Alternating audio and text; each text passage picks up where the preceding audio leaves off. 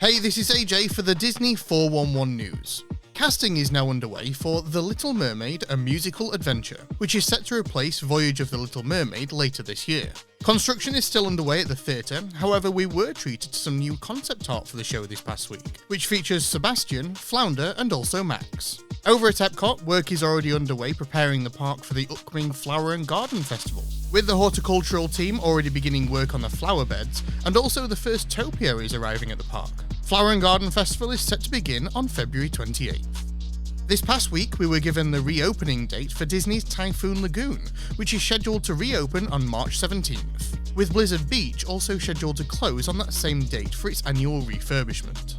In an earnings call earlier this week, it was revealed that Disney planned to spend about $60 billion over the next decade on Disney experiences, with about 70% of that figure dedicated to park expansions around the world. However, answers on questions around a potential fifth gate at Walt Disney World were avoided.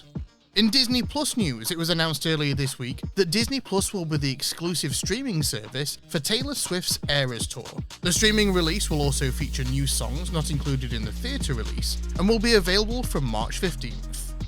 And finally this week, Disney have announced a $1.5 billion investment in Epic Games to create a games and entertainment universe attached to Fortnite. The new experience promises to bring opportunities for users to play, watch, shop, engage with content, characters and stories from Disney, Pixar, Marvel, Star Wars, Avatar and much more, giving players the opportunity to create their own stories and experiences, express their fandom in a distinctly Disney way, and also share content with each other in ways that they love.